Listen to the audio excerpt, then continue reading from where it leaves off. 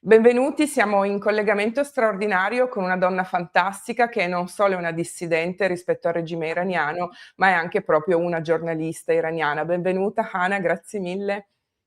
Grazie a voi, grazie di avermi dato questo spazio in questi momenti così difficili. Figurati, grazie a te. So che è stato molto difficile trovare un momento insieme perché appunto siamo praticamente alla terza settimana di proteste, giusto? Esattamente, sì, sì, perché, tra brutte notizie e lavoro veramente, non c'è più tempo, come se anzi siamo in una guerra, quindi Assolutamente sì, quindi grazie infinite per il tuo tempo.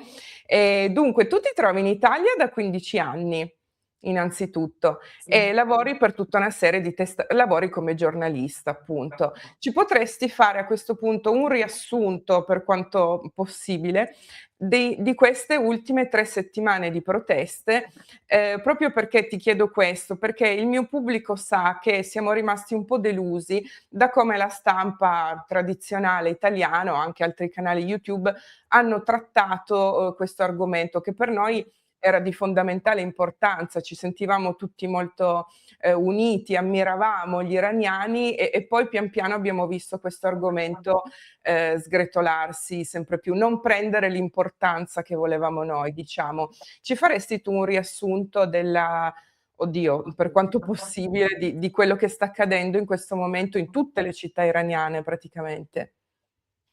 Sì, hai citato 3 settimane, però sappiamo benissimo chi ha seguito, la questione iraniana, sa perfettamente che non sono le manifestazioni che sono iniziate, soprattutto per problemi economici o inflazione o altro da 3 settimane.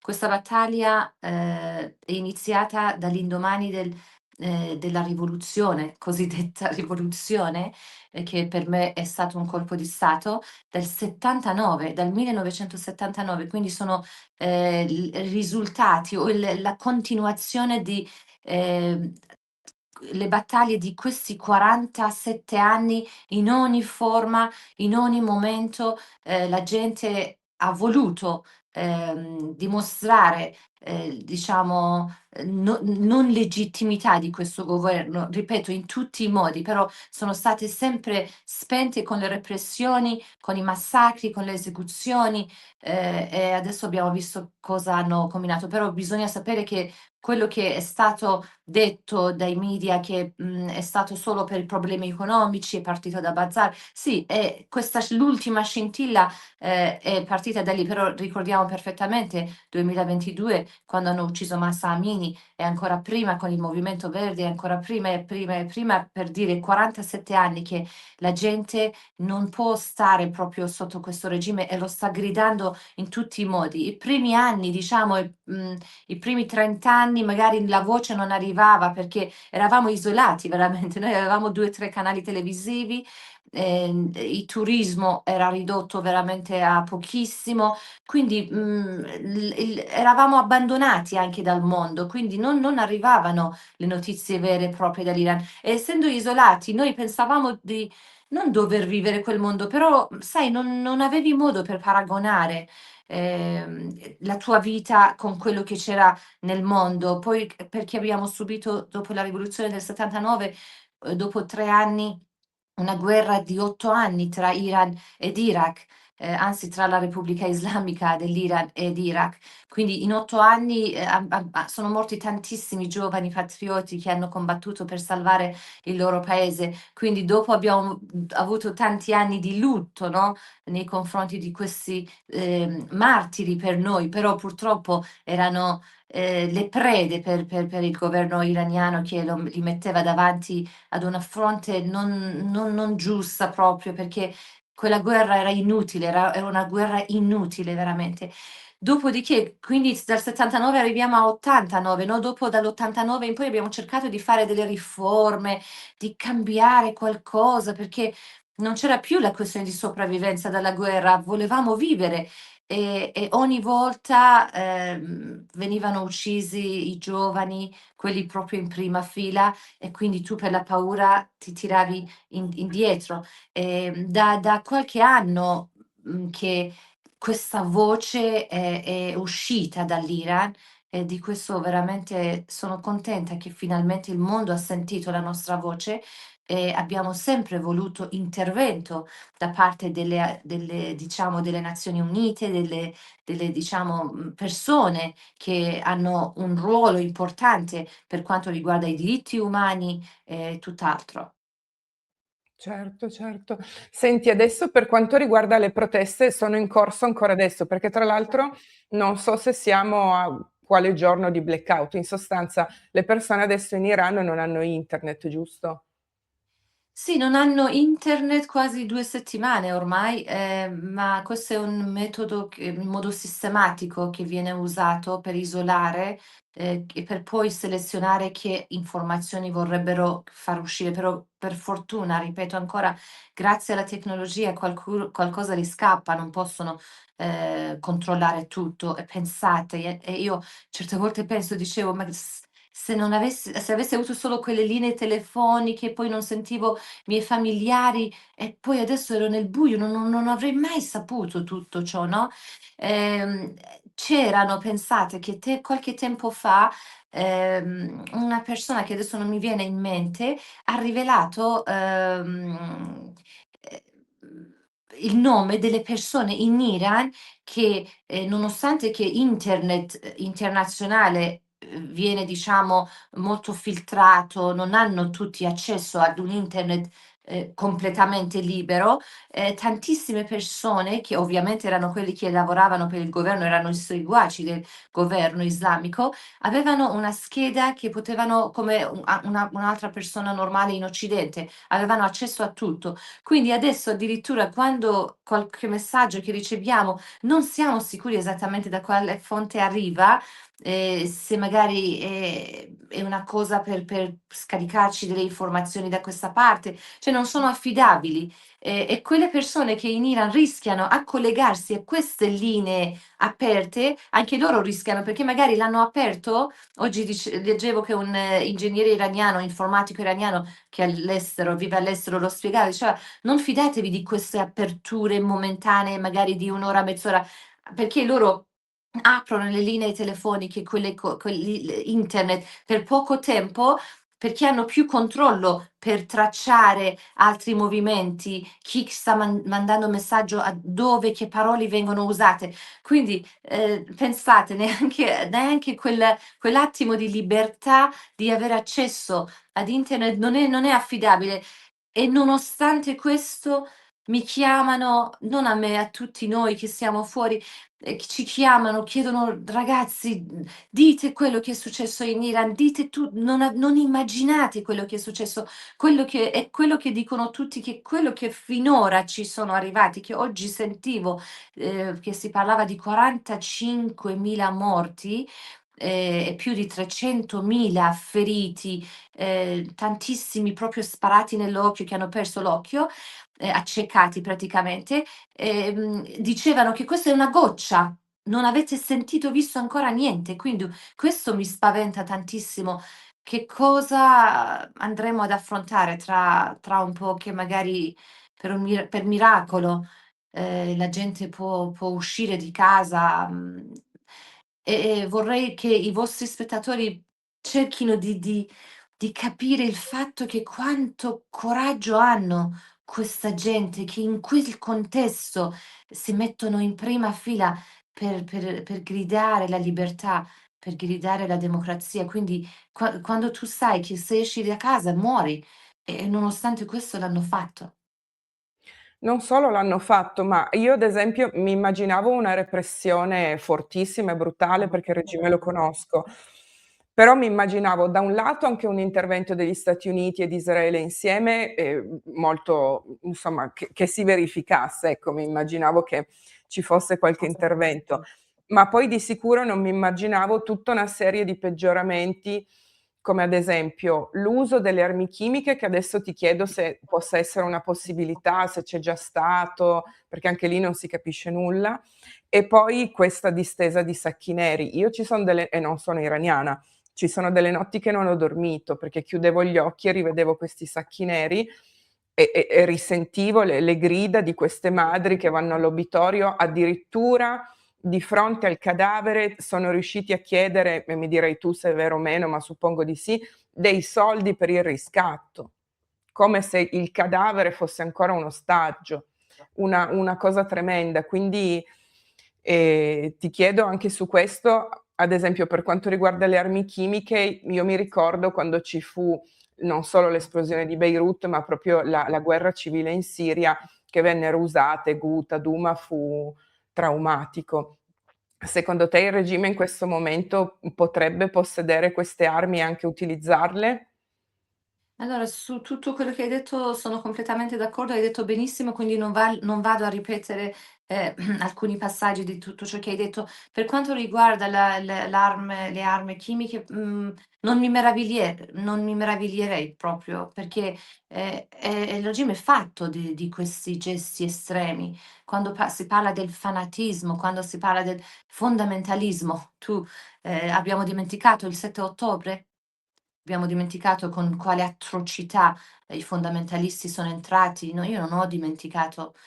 Questo è il metodo. Per questo, poi, stanno verificando, adesso non vorrei dare delle informazioni di cui non sono certa 100% certa, però non vi meravigliate neanche voi se sentite che abbiano fatto questa cosa, anche perché anche se togliamo questa parte, tutto il resto che hanno fatto già per sé, siamo davanti ad un genocidio. Per quanto riguarda invece l'America e Israele, guardate che questa cosa che è partita, si sapeva che si partiva qualcosa del genere, una grande manifestazione, perché già c'era nell'aria, si sentiva, no? E infatti se torniamo un po' indietro, nella guerra di 12 giorni, quando Israele ha attaccato, diciamo, i militari, il Pasdaran, insomma i capi di Pasdaran, in Iran tramite un'operazione chirurgica veramente. Lì non abbiamo sentito i sacchi neri, diciamo, i cadaveri sui cadaveri dei civili. Sì, sicuramente qualche civile purtroppo sarà stato coinvolto, però era veramente mirata quell'operazione per eliminare, i complici di Khamenei, però, il fatto è che secondo me, e non so perché non arrivano a questo punto una volta per sempre, neanche l'America, ma gli israeliani magari sì, ma l'America non avrebbe mai immaginato che se dovesse succedere una manifestazione, il governo sarebbe reagito in questo modo. Perché loro, sai, voi, adesso mi metto da questa parte perché devo raccontare il mio mondo. Anch'io ormai, faccio parte della diciamo cittadini italiani, però voi siete cresciuti e nati in un contesto, democratico, avete avuto la libertà, ci sono delle regole, la Costituzione, c'è la guerra, quando c'è la guerra, nella guerra sempre ci sono delle regole che vanno rispettate, no, quella gente, quelli lì, i criminali, i seguaci di Khamenei e lo stesso Khamenei non hanno le regole, non conoscono, loro non rispettano nessuna regola. Loro partono e basta, quello che in quel momento, nella loro mente parte per le loro ideologie poi fanatiche, no, Mh-mh. loro nascono per, uccidere in nome di Allah. Qualsiasi cosa si metta di fronte alle loro ideologie, sia messo di fronte ad Allah ed è legittimo ucciderlo. Quindi secondo me Trump non ha calcolato bene questo aspetto del regime, islamico. No, ehm, adesso sempre mi viene in mente, il 7 ottobre, anche Mh-mh. lì, stavano ballando in un concerto in confine, perché siccome noi che lottiamo per il bene, siamo pacifici, crediamo nella democrazia e di libertà e rispettiamo le regole, diciamo: "Okay, è stato messo un confine, dentro questo confine io devo essere al sicuro e dall'altra parte tu devi essere al sicuro." Non avrebbero mai immaginato che ballando lì, vicino al confine potrebbe finire in questo modo, no, quindi secondo me noi, dobbiamo, ricalcolare tutto quando di fronte abbiamo un nemico che non conosce le regole. Perciò, secondo me, l'America aveva fatto i suoi giochi, aveva un po', spaventato il regime facendo passare tutti quei suoi aerei, i B-2, insomma di qua e di là. Pensava ancora, credeva in una specie di negoziazione, no, negoziare con il governo iraniano, anche perché cioè non è che noi dobbiamo vedere un tutt'uno, no, cioè nel senso tutto insieme, ehm, le dinamiche a livello politico, geopolitico e a livello soprattutto economico. E per quanto riguarda all'energia, no, per quanto riguarda esattamente al petrolio, ovvio che ogni paese pensa ai suoi interessi. Non è che io adesso, se fossi in Iran, se c'è un problema dentro l'Iran, prima penso alla settimana di moda a Milano, dopo penso ai problemi che no, io penso prima, se sono in Iran e sono un iraniano, prima penso a risolvere i problemi all'interno dell'Iran, dopo, vado magari in giro. Ovviamente l'America fa la stessa cosa. Sappiamo benissimo che Trump è sotto pressione da parte di metà degli americani che non appoggiano le sue decisioni, che non vogliono che l'America prendesse troppi ruoli a livello, diciamo, politica estera, tutto quanto. Per quanto riguarda il carattere di Trump, che più che un politico è un commerciante, no? E tutto, se mettiamo tutte queste cose insieme, non è che adesso io da iraniana, ma queste cose l'ho imparato con tanta fatica e sono stata molto male con ogni lezione che ho imparato. Non è che da iraniana adesso dico sì, il mondo deve sapere che lì c'è un governo islamico che non c'è diritti umani, non c'è nulla, allora tutti devono intervenire e cancellare questo regime. Non funziona così purtroppo, come abbiamo visto che non sta funzionando così.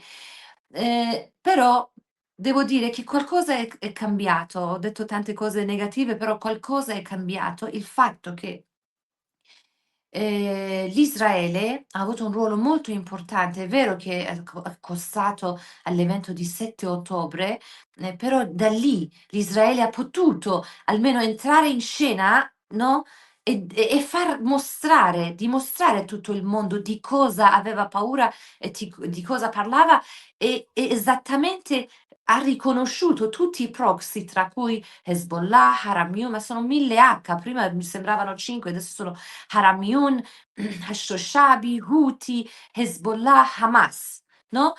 E li ha tirati fuori tutti.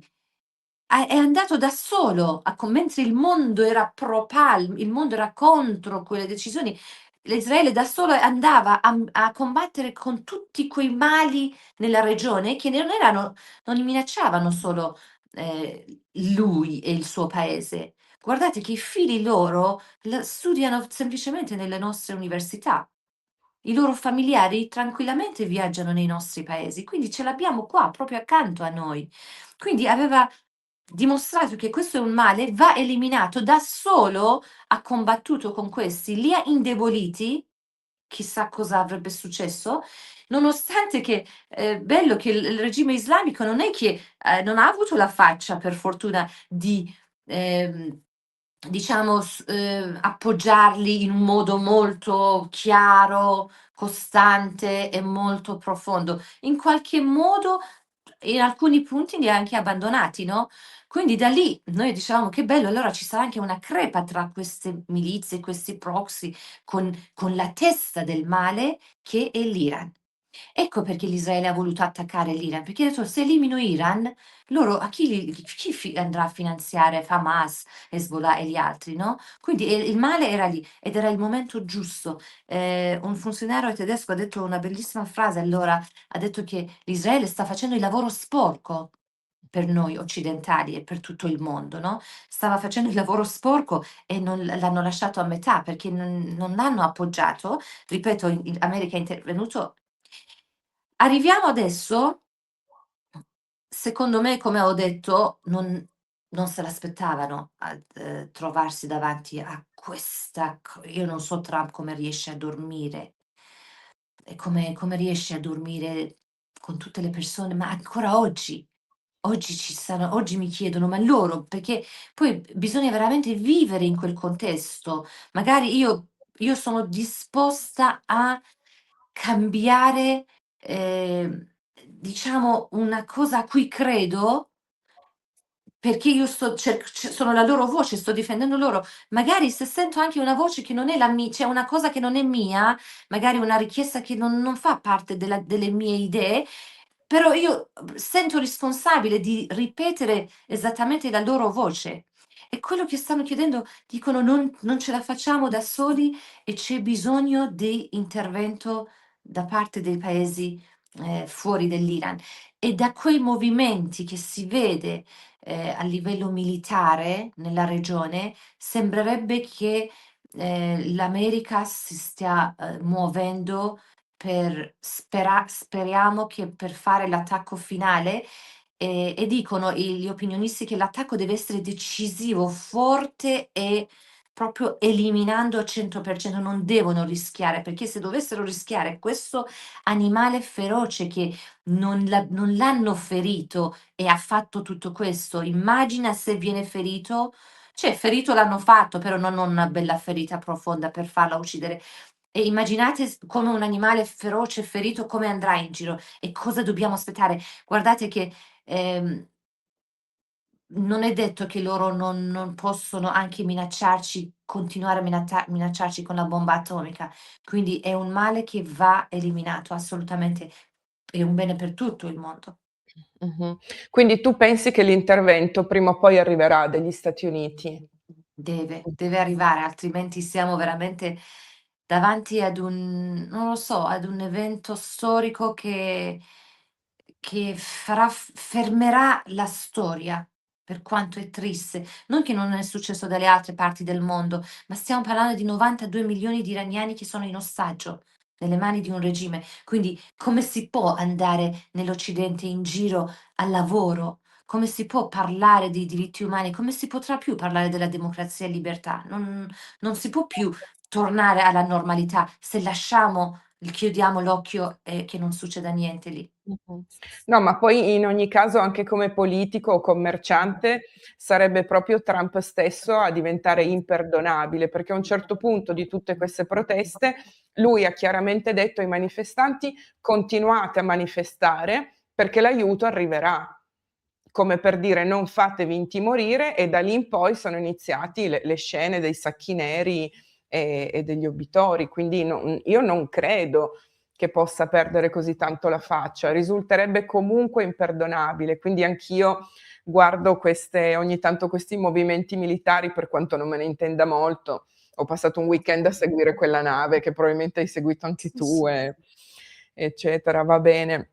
Senti, ti chiedo ancora una cosa: le persone che tu conosci che sono adesso in Iran ti confermano anche queste scene, raccapriccianti di questi innanzitutto ragazzi che escono dall'ospedale? Perché dalle immagini e che sono stati uccisi in ospedale, perché si vede chiaramente che hanno, dei dispositivi medici attaccati al corpo, e se è anche vera ovviamente la voce secondo la quale chiedono proprio un riscatto, diciamo, o chiedono un prezzo, un costo, non so come definirlo, per il riconoscimento del cadavere magari del proprio figlio. Prima di rispondere a questa domanda, prima hai detto una cosa riguardo gli americani che aiuteranno o no. Guarda che, adesso iraniani in tutta diaspora, ehm, stanno veramente, facendo dei grandi lavori, non sono fermi neanche un attimo. Domani, ad esempio, a Roma abbiamo una grande manifestazione, a Milano abbiamo, una grande manifestazione per far capire al governo italiano di cancellare questo regime dei suoi rapporti, ehm, cioè cancellare tutti i rapporti che ha con questo regime. I funzionari iraniani non devono più mettere in piede potrebbe quello lì, quel funzionario iraniano al consolato, all'ambasciata, potrebbe essere un pericolo, potrebbe essere armato, potrebbe tranquillamente uccidere perché lavora per loro, fa parte del loro. E, per quanto riguarda Trump, ad esempio in America so che questo sabato credo,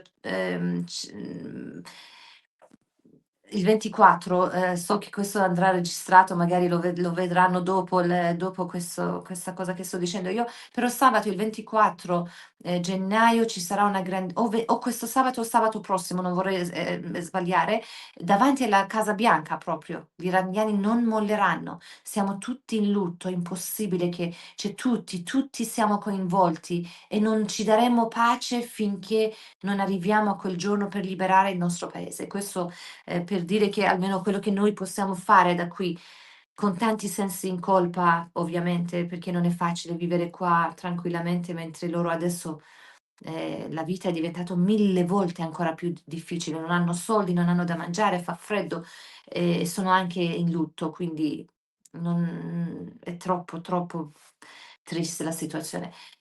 Per quanto riguarda hai detto benissimo, loro chiedono un riscatto, tra 3.000, 4.000, 5.000, anche di più, e pensate che uno stipendio medio in Iran sarà è tra 150 €, 200 €, uno stipendio medio, e loro chiedono 3.000, 4.000, 5.000 perché dicono che questo ha costato al governo, perché ci sono i proiettili che, il governo ha speso per avere questi proiettili e sono dentro il corpo del del vostro figlio, quindi ha costato al governo, dovete ripagarci. Siamo di fronte a questo, siamo di fronte al fatto che loro prendevano i corpi dalla strada, li mettevano tutti uno sopra l'altro e dopo si sono verificati che alcuni erano vivi, erano solo feriti e magari Mamma sono mia. morti per essere stati abbandonati, tra cui un ragazzo che dicono ha meno di 18 anni, ancora non è chiaro chi è, sicuramente è sotto, osservazione perché si è salvato. È stato tra quei sacchi neri, dice che ha raccontato che sentiva il cellulare degli altri corpi che squillavano a vuoto, nessuno rispondeva e quando, qualcuno urlava del dolore veniva lo sparavano nel sacco e lo uccidevano. Quindi lui ha capito dov'è, si trova, in che condizione ed è stato muto, fermo fino per 3 giorni che, i suoi familiari l'hanno trovato. Non è in perfette condizioni ovviamente dopo 3 giorni, e l'hanno portato all'ospedale, adesso sicuramente sarà sotto controllo, sicuramente gli faranno firmare 1000 documenti che lavorava per il governo, un sacco di menzogne. E la cosa che ci preoccupa, è il fatto che abbiamo visto pochi corpi di ragazze. Quindi tanti domandano: "Dove sono le ragazze?" Erano i ragazzi e ragazze, quando facevano le manifestazioni. Dove hanno portato, i corpi delle ragazze? Perché sapete che, la legge islamica dice che una ragazza vergine, se è che ha fatto un peccato, ovviamente soprattutto contro il governo, queste cose, ha messo in pericolo la sicurezza nazionale, ovviamente la condanna è, l'impiccagione, cioè esecuzione, però se, la ragazza è giovane, vergine, la legge dice la legge islamica dice che la ragazza vergine comunque andrà in paradiso. Loro per il fatto che non debba andare in paradiso, che ha peccato, no, la violentano. Proprio la notte prima di impiccare queste ragazze, la violentano in 2, 3, 4, chi passa lì, si sposano intemporaneamente con lui. Non lo so, queste cavolate che son talmente assurde, mi vergogno anche a raccontarle, e dopo viene impiccata il giorno dopo. Quindi siamo molto in ansia per sapere dove sono i corpi delle nostre ragazze. Ecco. No, è il male assoluto, il regime islamico degli ayatollah, è il male assoluto e va assolutamente demolito. Adesso ti faccio una domanda, non voglio che ti sembri contorta, ma secondo te, senza l'intervento degli Stati Uniti e magari solo grazie a Israele, potrebbe esserci la caduta del regime? Oppure sono necessari gli mi dispiace farti parlare di queste cose, è Mh. terrificante. Ehm, e non so neanche come andare avanti. Io veramente faccio una fatica bestia. Secondo te l'intervento statunitense è fondamentale? Può fare la differenza per fare cadere il regime oppure no? Cioè solo gli Sì. iraniani oppure solo gli iraniani con Israele ce la possono fare? Sicuramente è fondamentale. Sapete perché? Perché se guardate bene, tutto ciò che accade questi giorni. L'Israele, sembrerebbe non fa le dichiarazioni diritte, come una volta, non partecipa in modo molto attivo, perché abbiamo visto come tutto il mondo si è rivoltata contro l'Israele. Abbiamo visto che ci siamo trovati davanti a quanti propal che secondo me non sanno neanche dov'è la Palestina. Non sanno, l'altro giorno leggevo che nel Corano è stato nominato tantissime volte la parola Israele, nel Corano, ma Mh-mh. neanche una volta la Palestina, Mh-mh. per dire, no, mhmm, quindi non vanno a studiare esattamente che Israele sta cancellando un gruppo di terroristi che anche loro hanno in ostaggio il popolo palestinese. Mh-mh. Cioè questo concetto deve essere chiaro, però quando tu alzi la bandiera palestinese, Palestina adesso è guidata da Hamas, non puoi alzare la bandiera palestina. Perché è come se appoggiassi Hamas, cioè bisogna capire esattamente le dinamiche, no, è molto complesso, difficile veramente, però, il chiaro si vede e anche il buio si riconosce, non è che, c'è talmente complessa la situazione che non riusciamo, ehm, a capire. Addirittura quando i Pro-Pal facevano le manifestazioni per il Palestina in Italia, pensate che dolore per noi iraniani, in quei 12 di guerra, cioè l'intervento di Israele e America, guerra di 12 giorni, hanno voluto, e sono stati così gentili, hanno voluto anche fare una manifestazione per il popolo iraniano. Sai cosa hanno fatto? Però hanno alzato la bandiera della Repubblica Islamica nelle piazze di Roma. Quindi questo livello di ignoranza, non so, io ci rimango, ho vissuto 30 anni sotto un regime, però ho studiato la storia, ho voluto sapere come è fatta l'Italia, che legge ha. Ovviamente non sono, così brava a conoscere tutti gli altri paesi, però almeno quelli più conosciuti sì. Se tu chiedi a un italiano, non vorrei offendere nessuno, però vorrei vedere quanto per cento delle persone sanno che Iran non è un paese arabo. Loro vedono il Medio Oriente un tutt'uno, tutti arabi, tutti musulmani, tutti scuri. Quante volte a me m'hanno detto: "Come mai non sei scura?" Boh, non so, devo essere scura, cioè io sono iraniana. Abbiamo 1000 etnie, 1000 quindi il problema bisogna risolverlo dalla radice. Per questo dico Israele, se interviene adesso, di nuovo avrà il mondo addosso che, saranno contro, di lui e le sue decisioni. E non so se ce la farà da solo, non lo so, lo sapranno gli israeliani. Se intervengono da soli vuol dire che ce la possono fare, anche perché abbiamo visto che comunque pensate che i nostri soldi iraniani, che all'interno del paese vanno per le tasse, che succhiano proprio la gente per avere qualsiasi centesimo, andavano per la repressione, venivano spese per più repressione possibile, tra cui tutte queste telecamere che controllavano chi aveva una ciocca, queste ciocche inutili di capelli, chi aveva una ciocca di capelli fuori dentro la sua macchina, fotografavano la targa, poi arrivava la multa a casa, poi se non pagavi la multa venivano ad arrestarti. Quindi Mossad è riuscito ad avere controllo su quelle telecamere. Ci siamo? Quindi vuol dire che Mossad, se vuole, riesce a controllare ogni movimento in Iran. Con l'operazione chirurgica abbiamo visto che loro sanno esattamente quel funzionario domani sera a cena a casa di sua figlia, quindi hanno colpito la casa della figlia di quel suo funzionario. Abbiamo visto, pager si chiamano, com'erano quelle cose, Cerca ehm persona. cerca persona, come ha eliminato la maggior parte dei funzionari di Hamas, e Hezbollah cioè quei gruppi lì. Quindi, non so, è brutto dirlo che un popolo debba sperare, che qualcuno da fuori arrivi e lo salvi, no? Però, tutto è relativo, perché bisogna vedere dove ti trovi, come ti trovi, se hai bisogno di aiuto, no, poi noi siamo tutti gli esseri umani, dobbiamo aiutarci. Ehm,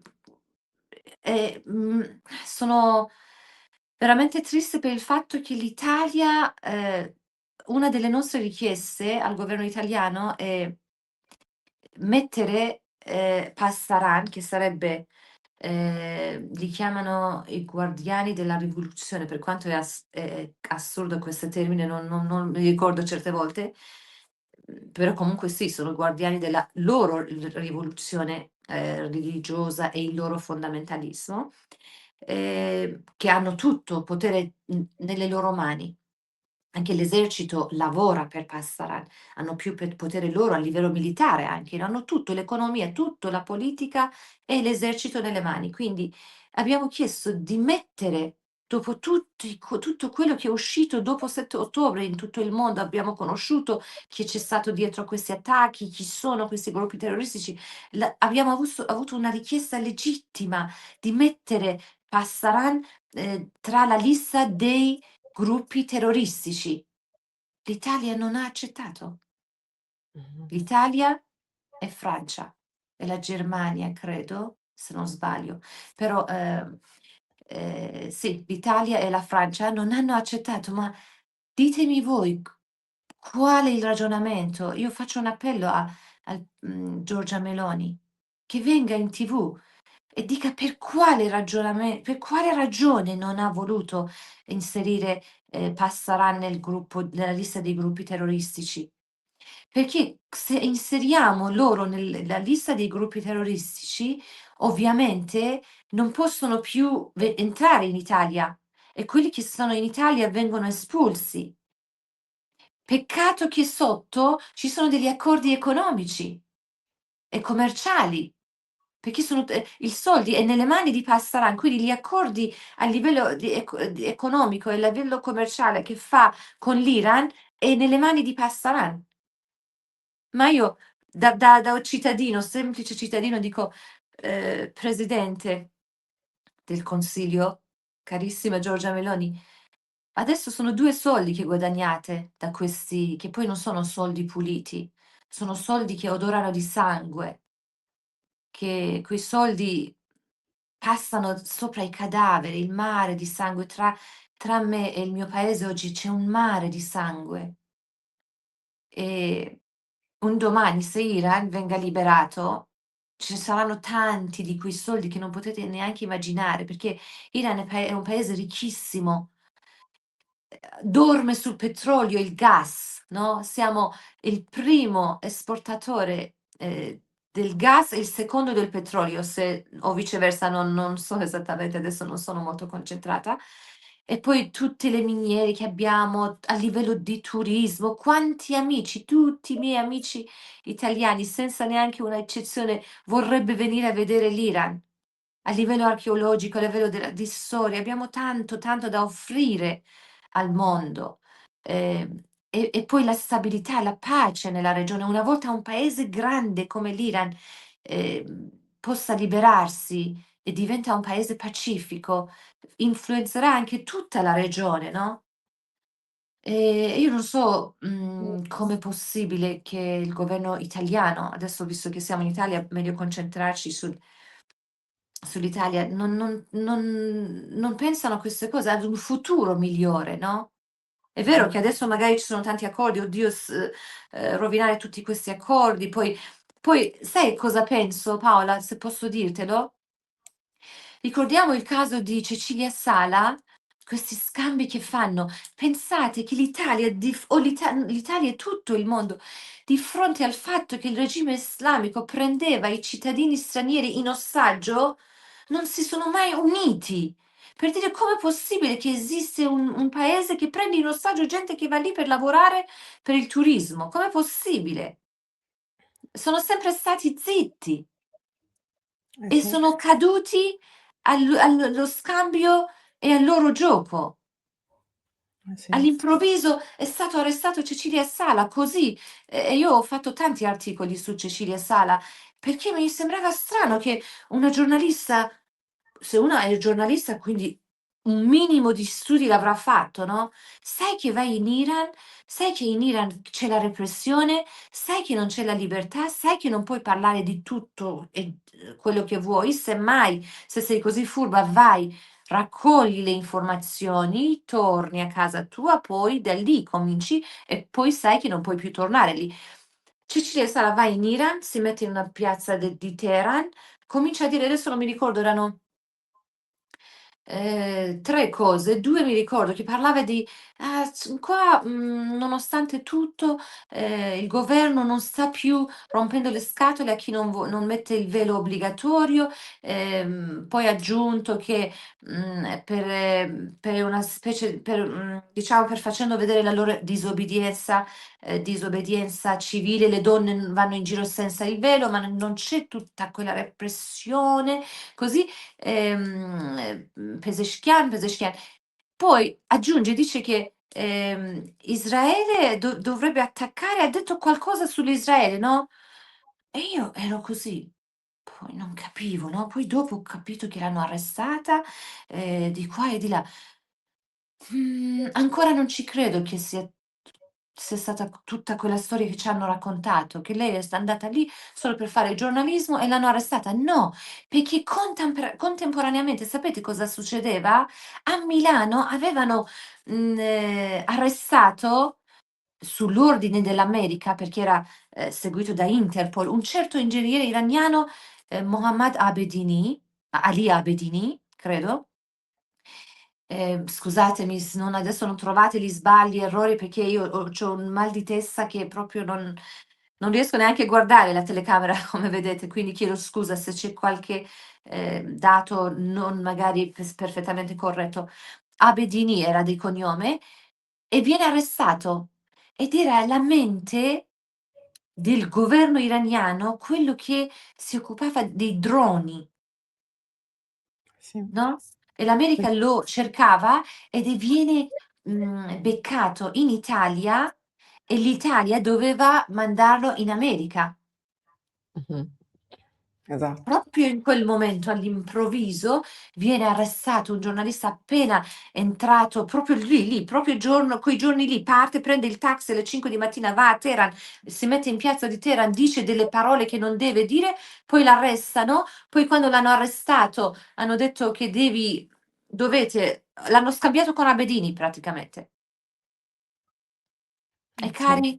cari italiani, questo non avete salvato un vostro cittadino che giustamente, per carità, è legittimissimo, non sto parlando del fatto che doveva l'Italia abbandonarla, io sto parlando di non devono esistere questi fatti, non dovete permettere che ci sia un governo che prenda in ostaggio, che poi per riprendere il tuo cittadino tu devi proprio pagare così caro a Mh-mh. lasciare un terrorista.